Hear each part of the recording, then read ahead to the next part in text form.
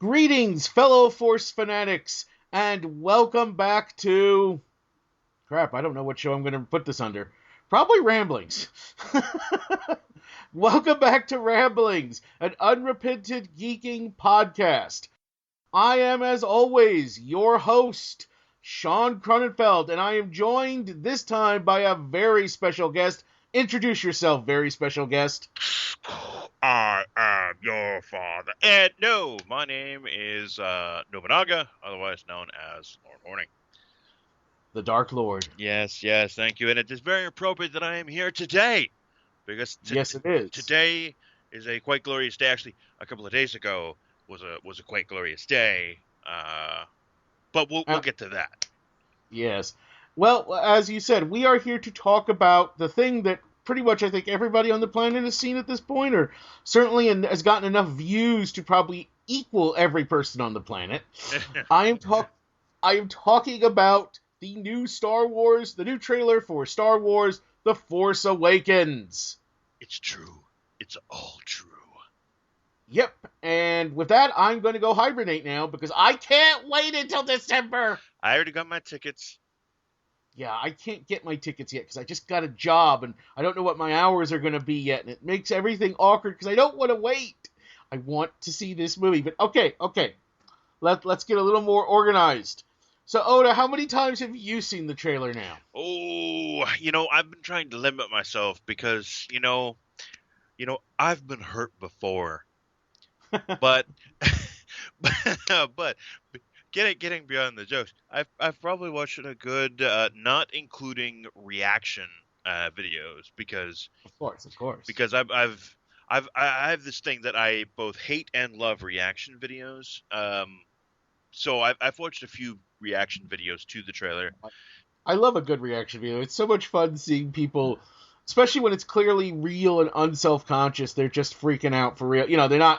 They're not mugging for the camera. They're just like, oh my god, that's great.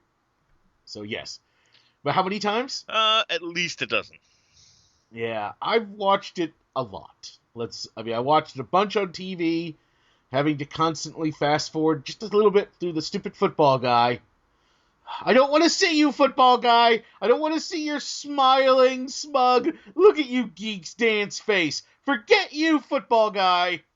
If you didn't watch it on TV in America, you probably have no idea what I'm talking about, and I'm okay with that, actually. I don't need to explain. Nah. So yeah, I've watched it 30, 40 times. I don't know.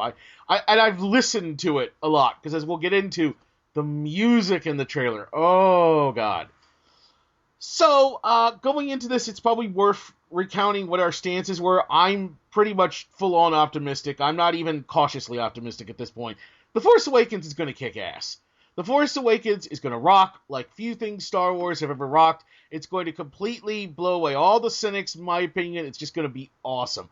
And this trailer just confirmed that thinking, because everything about this trailer was gorgeous and wonderful to look at, and they're playing it all right. They're not being too secretive like Abrams was with Into Darkness, where he was lying about stuff, and where it was like everybody knew it was Khan, and everybody knew you were, and it all got so lost up its own ass. It actually hurt the final product, I think, in some ways. But at the same time, they're not giving everything away, and they're teasing just enough. So that was my reaction. What's your feelings towards, you said, so you're cautiously optimistic before the trailer. Where are you now, Oda? Well, I was worried that we would see, J.J. Abrams' lens flares on everything, and that there would be 50 billion TIE fighters, and, well, the number of TIE fighters was high, but sometimes that's good. Destruction and all that.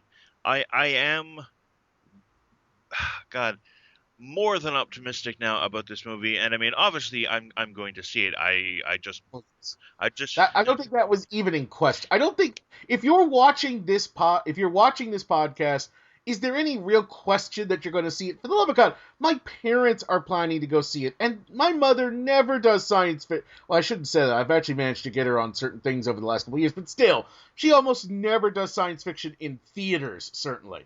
And it's like there was never even a question she was going to go. It's Star Wars. But the question is, will you enjoy it? Yeah, and that is the big thing. And obviously, I cannot say right now whether I'm going to enjoy something or not. But looking at it, uh, they would have to screw things up pretty big. Um, like that BB-8 or BB-88 or whatever it is. It would have to have a Jar Jar Binks like inflection, but they're not going to do that. I'm pretty sure it all boils down to I think this. Superhero movies were in the toilet pretty much until Marvel and then Disney Marvel came along and has created this juggernaut that is seemingly unstoppable. Mm. Disney now owns Star Wars, and now I'm sure people have noticed that we have Star Wars toys, and the commercials have the Star Wars theme and Star Wars tie-ins to Happy Meals and to every conceivable product. There is now a Star Wars tie-in, and that kind of thing George Lucas wouldn't have allowed before. He allowed basically small kind of runs of toys and then hyper expensive toys. But now the toys are cheaper, they're everywhere, and it's sort of, along the lines that we're getting that Star Wars, I guess, immersion, for lack of a better word. And I like that. It's just until the credits roll and the post credits teaser. Whoa. Okay. Whoa. I don't know what that was. Sorry. You may not have even heard it, but No, I did. And some weird noise on my computer. I don't even have my internet browser open, so I don't know what. All right. There it is again. What on earth? Okay. Hopefully that weird. All right. Sorry. Continue. Until the post credits scene lifts up onto that glorious screen and Luke is revealed as the villain. Spoilers, but not spoilers. Whatever. I won't know if this is going to be a good trilogy. Yeah. Do you really think there's going to be a post-credit scene? Because I kind of don't, because that doesn't feel very Star Wars. And I mean, I know they're trying to change things somewhat, and they're trying to open it up to new ideas, but I kind of feel like that would... But, oh well, I mean, I guess I'd be a little surprised if there was actually a post-credit scene. Oh, no. The post-credit scenes are now ubiquitous with modern movies. And because this is a trilogy, like they've been upfront, this is a trilogy. So they're going to have a post-credit scene, at least one, if not two, that will basically be the villain either giving a brief monologue or it will be a reveal that, will be in line with J.J. Abrams' mystery box. Well, keep in mind, though, Abrams isn't coming back for the next one. And by the next one, I do not mean Rogue One, although he isn't coming back for that either. I mean Episode 8. I'm going to go ahead and say I don't think there'll be a post-credit scene. There might be a moment like that near the end of the film, like the next to last scene, and I think we'll get the classic celebration end scene. Some sort of, everybody gathered together celebrating, because that's how you end your first Star Wars film in a trilogy. I mean, I do think that this is going to break new ground for the series, and I think you're already seeing some different visual approaches to things in this trailer that are very obvious. Like that opening segment with Daisy Ridley's character, moving around and the way the camera's going. I don't think if you would have gotten some of those shots in, an original trilogy or in a prequel trilogy. In the former, because, well, you probably couldn't have back when the original trilogy happened, and in the latter, because that just wasn't the way Lucas was doing it. So I'm certain we will see different things we don't expect, but I'm not convinced we'll get a post-credit scene. It'll be interesting to see. It's sort of, they are using this movie, I think, to blend a lot of familiar nostalgic imagery and modern filmmaking. Because if you watch through this most recent trailer, you see like snowy landscapes with a on ground or above ground space battle happening, with TIE fighters and X-wings, and you're like, oh, that's Hoth imagery. Okay, that's great. And then desert combat imagery, but it's mostly like air to ground, so it's like, oh god, we're going back to Tatooine, but it's Jakku. all this kind of thing, and you're just like, okay, they're hitting all that right spots. I wonder then if they aren't thrusting the series, if this isn't the transitional movie from, okay, all right, nostalgia fans, here's your nostalgia, but watch as it progresses from nostalgia to modern, and then we get the full-on Disney post-credit teaser for the next one. It's interesting because originally before Abrams came on, there was a much smaller role for like Han and Chewie in the film.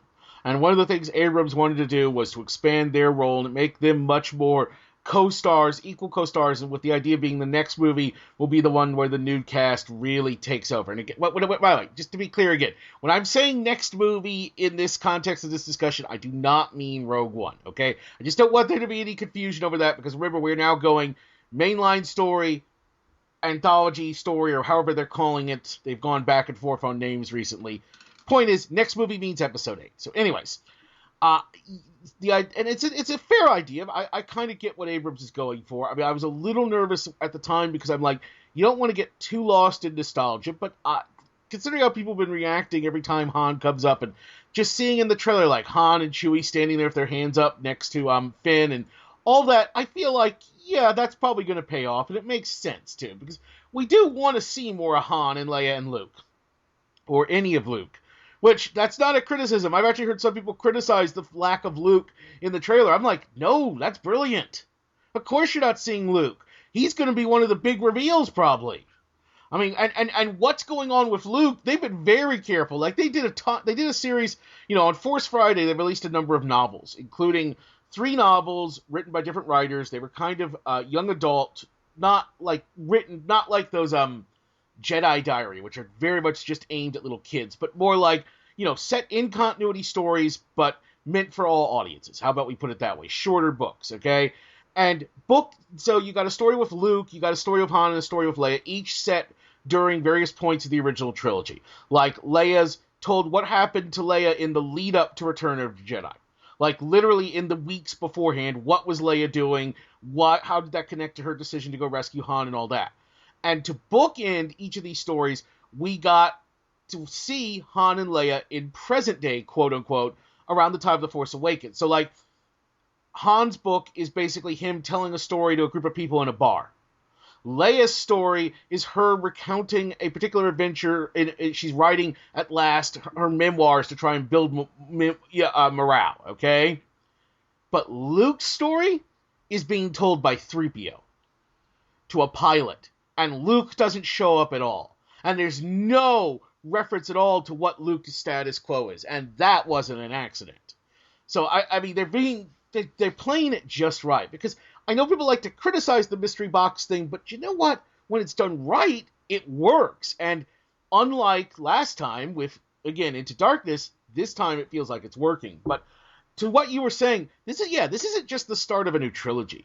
This is the start of a new epoch. This is the new era of Star Wars. This is what's really kicking it all off. I mean, technically Rebels was the start, but Rebels, no. This is where it really begins. This is Disney and Star Wars truly coming together, and this is the idea of taking Star Wars and saying, we are just going to keep telling stories forever, probably. And so you're right, a lot's riding on it, and I agree that it's no accident that we are seeing a mix of old and new.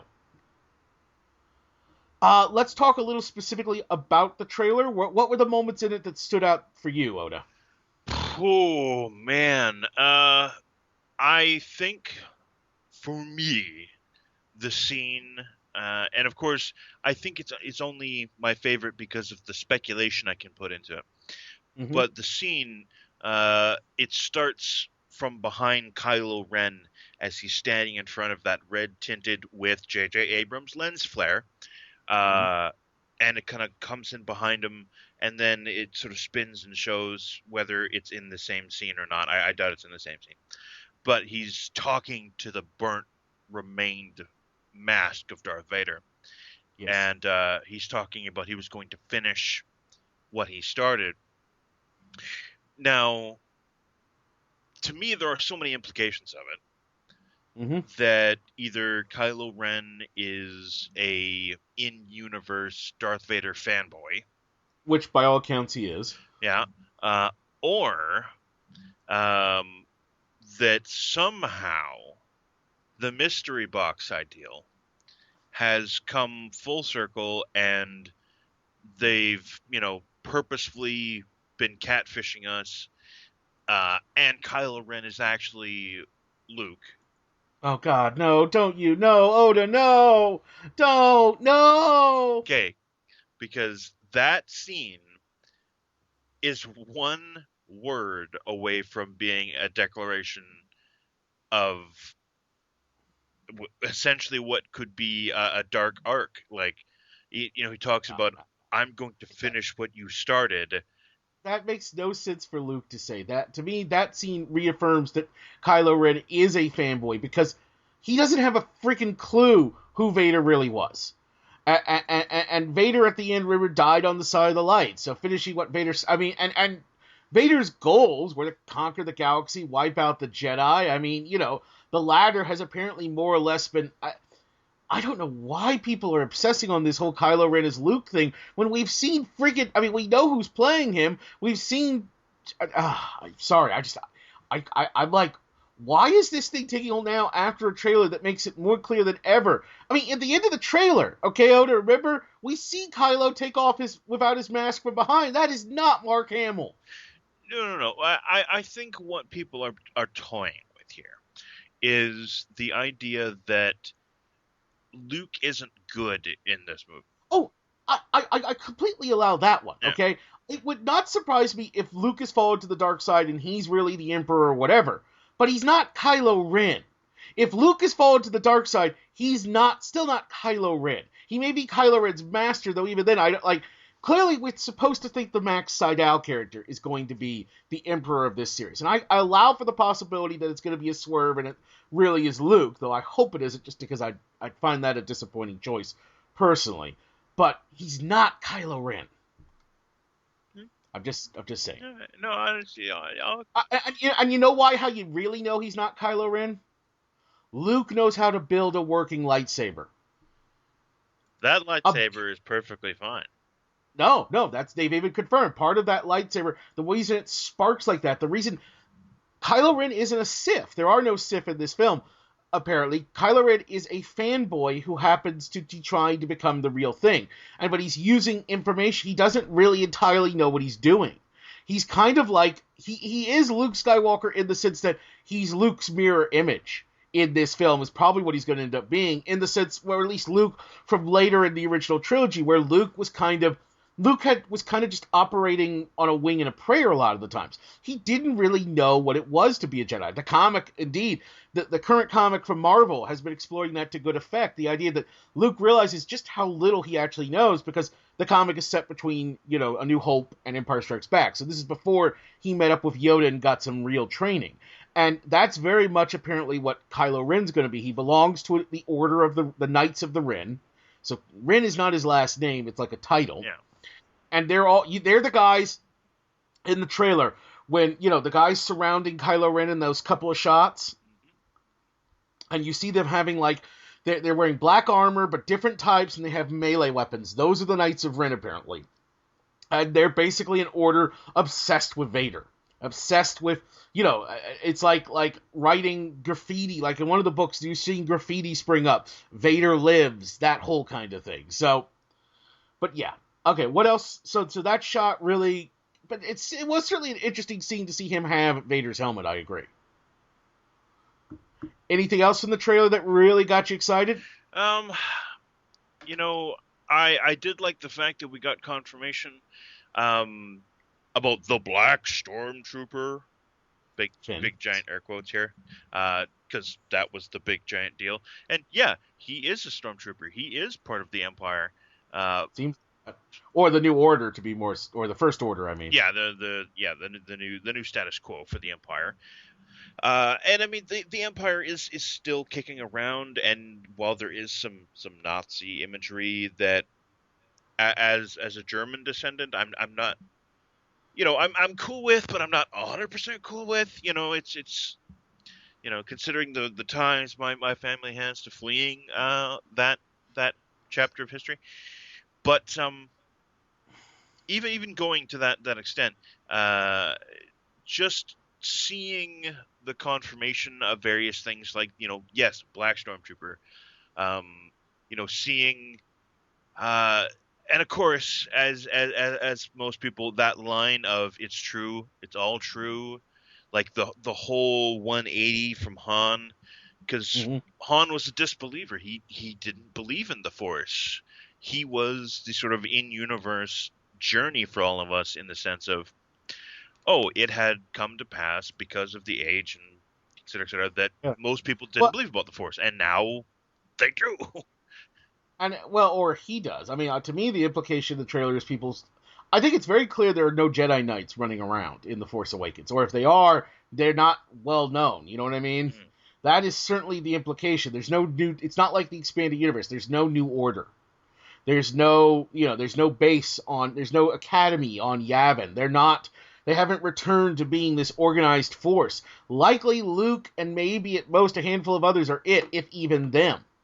Something happened. Something, because I mean, and I do wonder, because I mean, if this does kind of go against the spirit, I mean, the name of the friggin' episode 6 is Return of the Jedi, and apparently the Jedi didn't return, or was it that Luke tried to? Because part of I mentioned that young adult novel earlier, and part of it is the main story of that book was Luke going to a planet and finding an old abandoned Jedi temple and what specifically, it's the story of the first time Luke used the lightsaber in combat, which is an interesting little story, and I realized hadn't really been told, not in a way that emphasized actually how big of a deal that would be, and then at the end, when we cut back to the present, around the time of the Force Awakens, 3PO says that Luke would eventually return to that planet later after the events of Endor to attempt, and I'm like, so is the idea that Luke tried to restart the Jedi Order and things went bad? Really, really bad? Could maybe even the Knights of Ren be a side of that? Could they be, the remnants of Luke's failed attempt? Is that why they know what they know? I mean, there's all sorts of interesting possibilities. And you talked about that moment about how Han has become a believer. And that is interesting because I don't think even necessarily by the end of Return of the Jedi, I would say that Han was a believer. You know what I mean? Yeah, he wasn't a card-carrying believer. I mean, he would acknowledge they exist, but the way he's talking in that trailer, it sounds different. But what I took away from that scene was, what does this mean for Daisy Ridley's character? We know that her character, they haven't given her last name, they haven't given Finn's last name, and they've said that's deliberate. That there's a reason we haven't been told their last names. And of course, the speculation from day one has been that she is the daughter of Han and Leia. Yeah. But if she is the daughter of Han and Leia, well, I mean, of course, never be, trailer editing can be the most wonderfully tricky thing in the world. Nothing can, it's amazing how trailers can make you, like you see something in a trailer, then when you actually see the scene in question, you realize this doesn't even remotely, the actual way the scene plays out, it's completely different from the implication in the trailer. So it's possible that when Daisy Ridley's character is talking, the line she says before Han says it's all true, she wasn't actually even talking to Han. You know what I mean? And I mean, I don't know, or that they're not talking, or that when Han's saying all, I mean, there's so many different possibilities, but it certainly seems to imply to me that she isn't his daughter or granddaughter, or that they don't know each other at least, because surely if she had grown up with Han and Leia, she wouldn't need to ask if all the stories were true.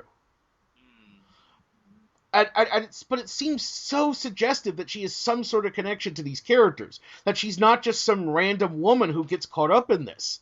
And we know that we know that people at Lucasfilm have described this as the trilogies as the continuation of the Skywalker story. Well, doesn't that mean then that somebody has to be Luke or Leia or both's kids? There have to be kids of them running around, and who's... We know it ain't Poe Dameron because we've met his mother and father in the comics. So, I mean, I don't know. To me, that scene was what got me so fired up, because I was like, oh, this could change everything. So is she Luke's daughter? What is she doing? And the trailer also made it very clear. She's somebody, like the opening dialogue in that trailer, she makes it very clear she's hiding. She's trying to be... You look at the way the trailer portrays her, the opening beats of that trailer, she's somebody running or hiding from something. Would you agree with that? Yeah, I'd agree with that assertion actually, because she's from what we understand, she's a junk dealer, or she's a scavenger or something. And really, that's kind of a profession you really only dive into if you're needing to be off grid, or that's not exactly a noble profession of a hero. Yeah, and not only that, but Aftermath makes it very clear. There's a scene set. That's the one of the novels. Okay, where we're following, set post Return of the Jedi. There are a bunch of interludes in that novel away from the main plot, looking around the galaxy, seeing what's going on. It's basically giving us a snapshot of what's happening in the aftermath of Return of the Jedi. And there's a whole sequence which is meant to be ironic because set on Jakku, which is the desert planet, because Jakku is also where basically the final battle between the Empire and the New Republic is fought. Okay, there's another novel that makes it clear that at that point the Empire set a trap, the trap failed, and they completely lost. And after that, they were forced to negotiate terms, and were forced to. They were like, they lost control, and the war basically ended. Is the implications? Okay. But Jakku is also considered, like, if you thought Tatooine was, away from the action, which is ridiculous considering how much actually freaking happens on Tatooine in terms of importance of galactic events. Thank God Jakku isn't Tatooine, FYI. No. Jakku's the real, oh my God, you only come to this place to die, kind of, you know what I mean?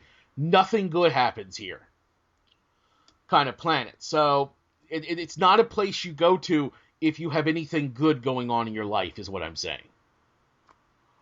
Even more so than Tatooine, because at least on Tatooine, there's farmers trying to make their lives, and there are communities and things. Apparently on Jakku, there's none of that. It's all just people just living hard scrabble, barely surviving day-to-day existence. There's not really cities. There's not really any of that. So, okay, I just wanted to say, as I said, part of what stood out to me so much for the trailer, maybe the first thing, when I was watching the trailer for the first time, was the music. I mean, there's a podcast, River Force Radio, where one of the hosts on that show likes to say, music is the oxygen of Star Wars, and I agree with him.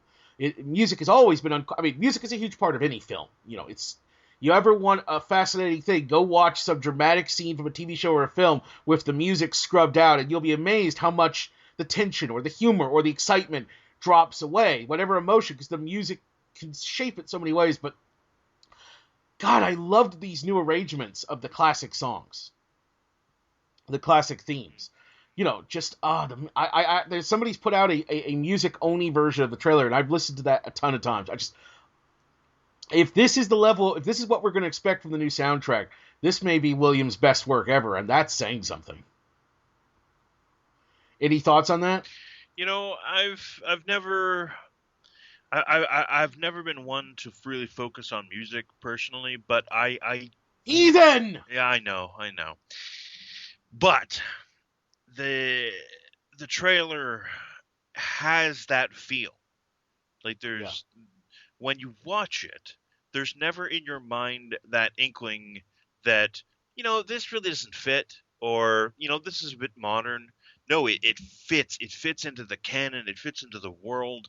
It has that same old school feel, that traditional feel, that heroic, hey, things are, real crap right now, but don't worry, they're going to be all right. The heroes are here, kind of vibe. And I dig that. I'm so on board with that, because I think for Star Wars, especially for Star Wars, music could have been the place where they went wrong. Mm-hmm. I mean, you can't have a Guardians of the Galaxy soundtrack for Star Wars. No. You can't. There's no way. It would be horrible. Maybe you could have, like, someone turn on some ancient relic from somewhere, and it would blast out a few, notes from a familiar song, and people would be like, "Oh, I pulled that off a freighter that came from blah blah blah blah blah," and we could have a in-universe laugh, and that would be fine. But no, you can't, like, hooked on a feeling. You can't have that in Star Wars. So they're doing well. They're keeping it in line with the rest of the series, except for those 3 movies that don't exist. Stop it. They do exist. Yeah. They're not that bad. I know. No, I sat through Pixels this summer, Oda. Do not tell me that the prequel trilogy is the worst thing ever, okay? I sat through Pixels. I sat through Terminator Genesis. Jesus Christ. I sat through I sat through Fantastic Four. I have seen how those films are flawed, but they're not nearly the unmitigated disasters people like to pretend they are. No, I mostly do it for comedic effect, because if you even happen to suggest online that those films are anything less than liquid acidic fire poured into your eyes, then things can go wrong. I get it all the time when I defend them, but I mean, look, all right, just to show I'm not. I think one of the biggest weaknesses of the prequel trilogy was, especially up until Revenge of the Sith, really was they felt too disconnected emotionally. And this comes down a lot to the fact that George Lucas didn't know what the fuck he was doing anymore as a director. I really do. He knew how to do great visuals, okay? But he didn't know how to direct human beings in a way that they would behave like human beings. And we know that because you look at like the performance you get from Natalie Portman. And if all you ever saw was Natalie Portman in the prequel trilogy, you would think she was a terrible actress. But she's a terrific actress. She's a wonderful actress. She just wasn't given right direction, and that makes all the difference. And I feel like in this trailer, we don't get a lot of dialogue, but even what we get, just the little bits, like where Poe Dameron in that tracking shot puts his arm on Finn's shoulder, or the way that the three of the way that Finn and Chewie and Han are putting their arms down and looking at each other like clearly something's happening, or just the way I mean, maybe I'm just reading into this, and I freely admit I am, but it feels like there's more warmth, more humanity, more of that connection, that emotional, the prequel trilogy is very dry in the first two films especially. And I think that's one of its biggest weaknesses, and it's often been said, it lacks a Han Solo character, and there's truth in that. And it's something that, the Clone Wars was able to correct by, first of all, being able to, the cartoon, by, focusing on Obi-Wan, letting him really develop his dry wit, and by giving us the clones, and by giving us a bunch of, but still, I feel like just this trailer, the movie we're seeing in this trailer feels more alive, for lack of a better term, than I think most of what we got in the prequels. Agree or disagree? Yeah, I'll definitely agree with that. The sense that we're dealing with a familiar scope but a new landscape, in a sense, is very much present, and it's to the point where I think we can all agree that we're all going to see this movie, at least at the bare minimum the first one. But I think we're all on board for the trilogy, just to see where this goes. I think we can all agree a lot of us are going to see it 3, 4, 5, 6 times in theaters. Yes. Well, I already bought 8 tickets, although obviously only one for me, but... Sure, Oda. Well, we believe you. Only one for you. Yeah. Uh-huh. Yes, no, see, I bought the 8 tickets so I could have one chair in the VIP, because I pretty much bought an entire row of VIP seats. Just so that we could all be together. But no. I actually bought the one seat in the middle, and then just the other seats are for me to spread out and just absorb in the Star Wars. Yeah, that sounds about right. Yeah. No, I think it's fair to say we are all on board with this, and we will have faith to the point where we will spend our money to see what J.J. Abrams is going to produce for this outing and what Disney envisions for the future. I think it is basically now in their court. I think we, as the Star Wars loving fan base, are sold. Mm-hmm. I think the only people who are holding out and basically saying that this new thing is going to suck, or whatever excuse they have, they are the people who will never be happy with anything. Yes. They could invent an eternal youth serum and inject that into Mark Hamill and Carrie Fisher, and they could cure. I real quick, assholes out there who are giving Carrie Fisher crap for how she looks, forget you, jerks. Seriously, she's aged quite well, thank you very much. Goddamn ages. I mean, No, people. I mean, I've seen all sorts. Like the one scene she's in, she's like, she looks old, and I'm like, she is old. It's called aging. Look it up. I'm just sorry. That really got on my. That really pissed me off. She looks great for her age, and it's clear she's. I mean, sorry. Finish your thought. Yeah. Uh, the thought that's totally gone. I'm sorry. Should be used to this with me by now, though. To be fair, you knew what you were getting into. Yes. This ain't your first rodeo with me, boyo. No. For those people of whom just aren't happy that, who for some reason can't get on board with the fact that real human beings and actors are not eternal and ageless as their movie counterparts, they're never going to be happy, and there's no way that J.J. Abrams or Disney or anyone else could sell them on this movie. So that's fine. They're, quote, not going to see it, even though they're totally going to see it, but they're not going to see it, big giant air quotes. So I think the public is now sold, the Star Wars loving public, and even now apparently Monday Night Football public, because just shrug. Oh no, but it was smart. It was it was smarter than to air the trailer then, because that was the first and last real trailer apparently. And for the people not like us, the people who don't go online and don't obsess over this stuff, this may have been their first real introduction. Even maybe they didn't even watch the other teasers, and that was a strong introduction if it was. All right, final thoughts on the trailer before we get to the one other little thing we're going to talk about. Yeah. Pretty much that's it. I mean, I understand that trailers are trailers, and trailers are designed and crafted lovingly in many cases, but in some cases deceptively so, to get your butt in the seat to see the movie, to pay to see the movie. There's an art to it even. I think it will even be legitimate to call it an art. Trailers are a kind of form of storytelling all their own, even. Yeah, exactly. And a great trailer can sell a shit movie, right? Sure. And Lord knows that's happened 1,000,001 times. I, however, have faith that this will at least be adequate for a Star Wars movie, which is better than the prequels. But I have a hope that it will be a fantastic movie. Maybe even a new hope. Get out of your own show.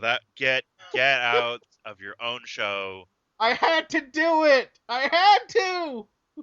Oh God. Yeah, I saw some people saying, "Well, yeah, it's a good trailer, but Episode 1 had a good trailer." And I'm like, Episode 1 had a good trailer that made us excited, yes, but partially that was because it was the first Star Wars in years. But if you go and compare them, there's no. I've actually sat down and watched the two trailers back to back, and I've tried my best to put myself in the mindset of somebody who hasn't seen Episode 1. There's no comparison. The Episode 1 trailer was fun, but a lot of it the level. When I saw this trailer, the new trailer for Force Awakens, what jumped out to me was confidence, self-assuredness, just the shots and the shots that were chosen and the way it's all been putting together and the way that they're not blowing their wad, as it were. They're not trying to throw everything at us. They're showing confidence by holding back on story details. And yes, that's part of an Abrams thing, but it's also, I mean, at the end of the day, if Disney wanted to do a trailer that gave everything away, I don't think J.J. Abrams could stop him. I seriously doubt he has in his contract that level of creative control. This is Disney we're talking about. But no, they don't need to show everything because they've got so much awesome things left to show us.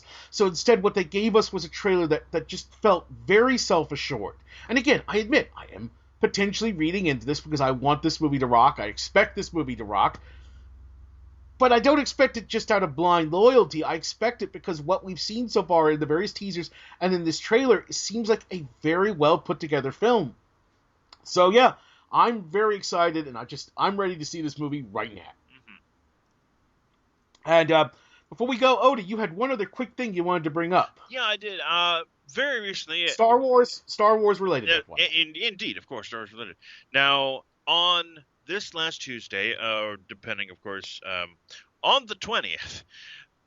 Good. Yeah, on October 20th, 2015, a new expansion was released for the BioWare created Star Wars: The Old Republic MMO video game. Now, before this expansion, although I should note there has been a small expansion that took place after the Disney acquisition. But that was probably already in the works before it happened, right? Possibly, but we'll kind of get to that. Now,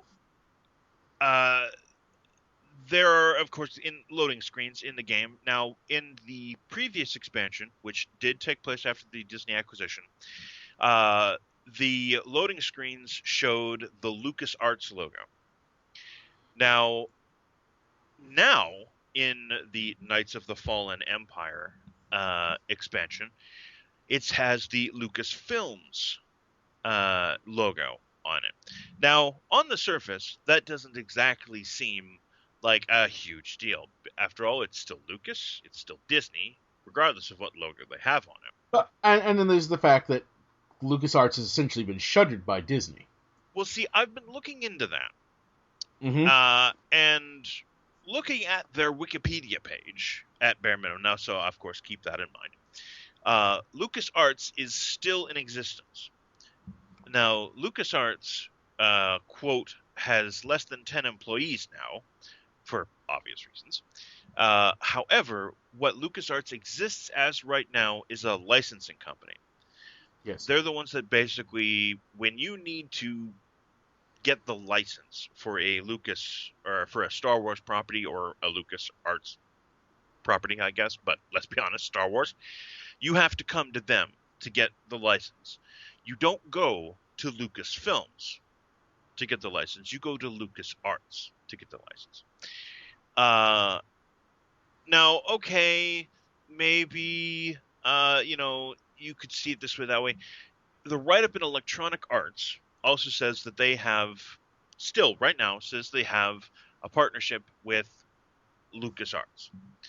Now, the Lucasfilm logo appearing, as I said, doesn't exactly see much until you look a little bit through and look at a few little bits. Now, back during the Star Wars celebration, several months ago, it was asked at a panel whether they consider the Old Republic era. No, they didn't say SWTOR, the Star Wars: The Old Republic video game. But the time period. But the time period, whether they consider that canon. And the answer was that it was currently undecided whether the Old Republic era and, quote, the video games and media adaptations thereof was going to be canon or brought into canon. Now, just a short while ago, Star Wars: The Old Republic, the game SWTOR, had a panel discussion at New York Comic Con where they had like a little cosplay thing, and it was pretty small. I think it was shoved in a back corner or something. But they were asked if in the new canon things were involved, and in the particular moment, because I haven't had time to check, but in that particular moment, the guy at the panel, whom they were giving away prizes and all this stuff, he said that currently nothing was official, but to him, the game is at least partially canon. Mm-hmm. Now, putting that logo there could mean anything. It could mean nothing. But the simple fact of the matter is that they went and they changed the logo. Yeah. Corporate goons had to go have a meeting and for some reason decide to go, okay, do we just want to have things stay status quo, or do we want to change the logo? And they decided to change the logo. Mm-hmm. Well, it's an interesting question. There are two counts that could go either way. One thing is that recently Marvel, they have this app, Marvel Comics Unlimited, where, for like $10 a month, you can read not quite everything yet. They update it regularly, but a huge swath of their archive. Plus, since it founded like a couple years ago, they put they put all the new stuff up about 6 months behind, or like 3 months behind, okay? So recently, about a couple months ago, they added all the old Dark Horse Star Wars comics, or at least the majority of them, to Marvel Unlimited. So you could read all the old Marvel stuff, the back when they first had the Star Wars license. You could read things like Dark Empire. You could read the Old Republic, Knights of the Old Republic comic series, which is a brilliant series, by the way. And if you ever want to read a really good Star Wars comic, I cannot recommend it enough. It's one of my favorite Star Wars things, period. Now, it's interesting to note, though, that when they put those all there, on the covers, on the app, and these were not on the original covers, obviously, they were all put under Star Wars Legends. That is basically the banner that goes across all new printings of, like, the old Expanded Universe stuff. So, like, when they re-released the Thrawn trilogy, it's now got Legends on it and things like that. Basically, it's the sign that this isn't in canon. And yes, Knights of the Old Republic, the Knights of the Old Republic comics, had the Legends banner across it, saying that, at least at the moment, these comics aren't in canon. And have we gone deep nerd enough for you? Have we? Have we? Are you not nerd entertained? Sorry. But seriously, so there's that. But on the other hand, you're right that the new Star Wars mobile game that came out a couple months ago, Uprising, okay? When you start it up, it has the Lucasfilm logo, not the LucasArts. And Uprising is canon, more or less. The events in it are canon. There's even a direct reference to it in, like I said, the Aftermath book. One of those scenes we see is basically a group of characters from the game going on a mission that you go on in the game. I mean, the game isn't, it's like with any video game where you're playing a creator, you have a player-created character. There's some fluidity, but the basic events that are happening in this game are canon, okay? So, yeah, those could be votes either way. I wouldn't be shocked, frankly, if they're leaving things open. Yeah, I really wouldn't be surprised at all either, because... I mean, for the sound of it, they want to keep making Star Wars movies forever. We already know there's talk of the next trilogy, and these anthology films aren't going anywhere. You got to figure eventually, well, the Old Republic era would make a really good setting for some stuff. Oh, yeah, because it's so far enough removed from... Anything can happen. Yeah, anything that's happened, like, literally you could have the Republic defeat the Empire, ascend, and then become evil 4 or 5 times. Or you could have the Empire win, and then just say they have, after, 200 years later, they eventually were overthrown. I mean, you could do anything. But also what's very clever about the Old Republic is the way that the Old Republic at the beginning managed to recreate the dynamic of the original trilogy and the prequel trilogy, but while still having its own thing, where basically you had a Republic going up against a Sith Empire. So you had some of that galactic Civil War dynamic, and you had some of that prequel era stuff where there's still lots of Jedis going around, and then it has its own flavor as well. It was kind of like the best of all worlds. And, you think about that as a setting, there's all sorts of things. Like, we know there's been talks of a live-action Star Wars TV series forever, and while I don't think the first live-action Star Wars TV series would be set in the Old Republic just because you're going to want to tie that more directly in with events everybody knows, it's out there and there's all sorts of possibilities. So yeah, it's interesting. And there have been a lot of people have noted that Kylo Ren's outfit, his mask, looks a lot like the mask of Revan. Yeah, that was when I... For those of you who don't know, Revan is a major character in the Old Republic era. I'll just leave it at that. No spoilers. Yeah. When I first saw that very first trailer, I mean, I already knew who Kylo Ren was, and I kind of already knew, but I saw the mask, like, when he's, like, throwing his hand out, and I'm like, wait, Darth Revan? And I, like, had to screen cap, and then I went into SWTOR, and I, like, pulled up a big shot of Darth Revan's mask, and I'm like, that's Darth Revan, like, why are they... This blows everything out, and then I'm like, oh, wait, that's Kylo Ren, and his mask, like, 90% looks like Darth Revan, and it's just like, okay. So, if the Old Republic era stuff is totally not canon, then why does everything look like it? Yeah. It's interesting. It's interesting. So I agree. That certainly creates or it could just be, like you said, it could just be we're making something out of nothing, but hey, we're nerds. We're geeks. It's what we friggin' do. Absolutely. 50 minutes of an audio podcast don't fill themselves. Thank you very much. We are part of the problem. Yeah. Oh, we're part of the solution. We help give people things to focus on beyond all the crappy things in their own lives. We keep people sane, Oda. We're saints. Saints on the internet. Oh. No. Well, I mean, in your case, you're a dark saint. I mean, you're a dark lord. But still, Yeah. I realize that makes you a little uncomfortable because, you're Sith for life. And I respect your life choices, man. But still, it's what we do. It's what we do. Hey, bad guys need hope, too. So you're giving the bad guys hope. Yeah. And at this point, things are clearly breaking down, so it's probably time to wrap it up. I think so. Hey, just like Oda knew what he was getting into when he came on the show, you all knew what you were getting into when you decided to watch. Unless, of course, you're watching for the first time, in which case... I'm so sorry. Please come back. I hope sorry. Well, there's no refunds. It didn't cost you anything except time, which some might argue is the most precious commodity of all. But anyways, if you'd like to share less precious commodities with me, please feel free to head over to www.patreon.com/unrepentantgeeking, where you can, drop a couple dollars my way a month. It helps. Yeah, I got a job now, but still, this kind of things ain't cheap. I need money. I need help. I need support. And if you don't have money, at the very least, please leave a review and a review and rating on iTunes. That really helps raise the profile of the show, gets it more attention, and that alone could be a huge help. And finally, if you want to see more stuff from me, you can head on over to unrepentantgeeking.com. We are nearing the end of a Monstrous October Returns, which is a Halloween celebration of all things monsters across the month of, October. And there's more stuff coming, like in November, I've got a big review comparing the 3 Toys to Life games, namely the latest Skylanders, Disney Infinity 3.0, and Lego Dimensions. So there's that. I've got some RPGs coming, a lot of stuff. I've got actually reviews of a bunch of licensed games, including the new Gravity Falls game and the new Adventure Time game. Those are all coming soon, so please check it out. As always, Oda, thanks for coming on the show. Oh, it's a pleasure. And thank all of you for listening and or watching.